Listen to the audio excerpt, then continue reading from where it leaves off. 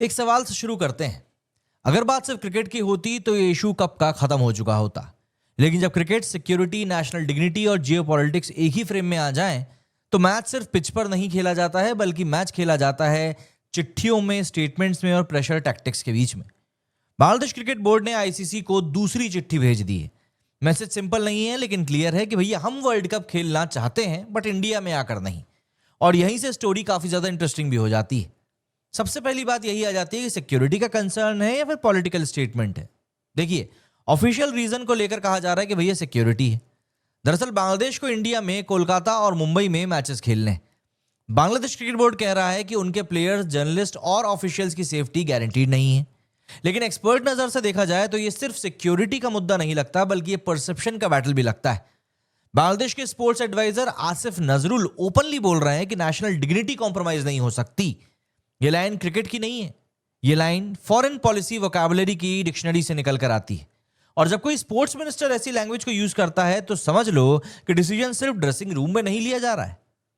Mustafizur episode जो था वो दरअसल इस पूरे सिनेरियो का टर्निंग पॉइंट रहा था। इस पूरी कंट्रोवर्सी का टर्निंग पॉइंट वाकई में काफी हद तक अवॉइड किया जा सकता था, बट अब जो है सो है। मुस्तफिजुर को आईपीएल से रिलीज कर देना। बीसीसीआई ने क्वाइटली सिग्नल दिया कि वो एक बांग्लादेशी प्लेयर की फुल सिक्योरिटी इंश्योर नहीं कर सकता। अब यहीं पर जियोपॉलिटिक्स की एंट्री होती है। बांग्लादेश ने इस बात को कैसे इंटरप्रेट किया कि जब आप एक प्लेयर को प्रोटेक्ट नहीं कर पा रहे हैं तो फिर पूरी टीम को आप किस तरीके से प्रोटेक्ट करेंगे। एंड इसके बाद में मुस्तफिजुर का पाकिस्तान जाकर पीएसएल को ज्वाइन करना सिर्फ लीग स्विच नहीं था, बल्कि वो एक सिंबॉलिक शिफ्ट भी था। और सिंबल्स जियोपॉलिटिक्स में बहुत ज्यादा भारी पड़ते हैं। इस इशू पर बांग्लादेश क्रिकेट बोर्ड खुद भी दो हिस्सों में बंट चुका है। एक फ्रैक्शन है जो आसिफ नजरुल के हार्डलाइन स्टांस के साथ खड़ा है, एंड दूसरा है जो चाहता है कि इंडिया और आईसीसी के साथ प्रैक्टिकल सॉल्यूशन निकाला जाए। दूसरे ग्रुप का लॉजिक सिंपल है कि इंडिया में हाई सिक्योरिटी बबल बना दो, मूवमेंट रिस्ट्रिक्ट कर दो, पब्लिक का एक्सपोजर खत्म कर दो। यह क्रिकेट का लॉजिक है। फर्स्ट ग्रुप का लॉजिक डिप्लोमेसी का है। और जब बोर्ड डिवाइडेड हो जाए तो आईसीसी के लिए डिसीजन लेना और भी ज्यादा मुश्किल हो जाता है। इसके अलावा आईसीसी की चुप्पी भी कहीं ना कहीं सवाल उठा रही है कि यह स्ट्रैटेजी है या कंफ्यूजन। दरअसल आईसीसी इस मुद्दे पर क्या कर रही है? अभी तक कुछ भी नहीं। और यह सन्नाटा कोई रैंडम सन्नाटा नहीं है। आईसीसी जानती है कि अगर वेन्यू शिफ्ट किया तो इंडिया का होस्टिंग अथॉरिटी डाइल्यूट होगा। फ्यूचर टूर्नामेंट्स में प्रेसिडेंट जो रहता है वो थोड़ा सा लो सेट हो जाएगा।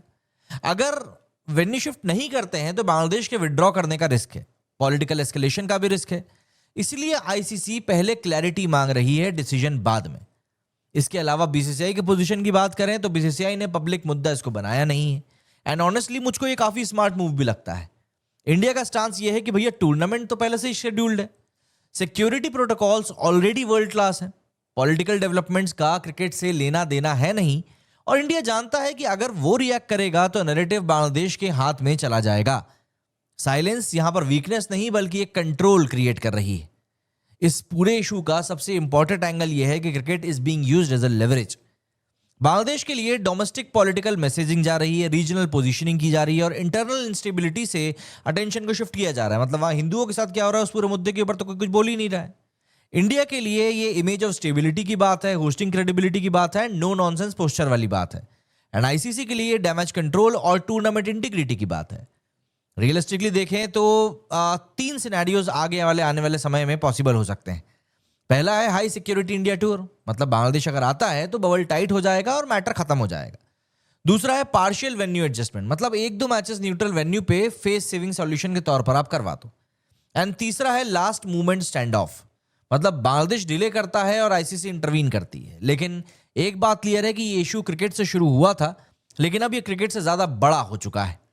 ये बांग्लादेश का इंडिया से डर नहीं, बल्कि ये बांग्लादेश का इंडिया को एक मैसेज के तौर पर जा रहा है। और इंडिया का रिस्पॉन्स इक्वली क्लियर है कि क्रिकेट हम खेलते हैं, प्रेशर में नहीं हम आते हैं। वर्ल्ड कप तो जरूर होगा, बांग्लादेश खेले या ना खेले ये बात सेकेंडरी है।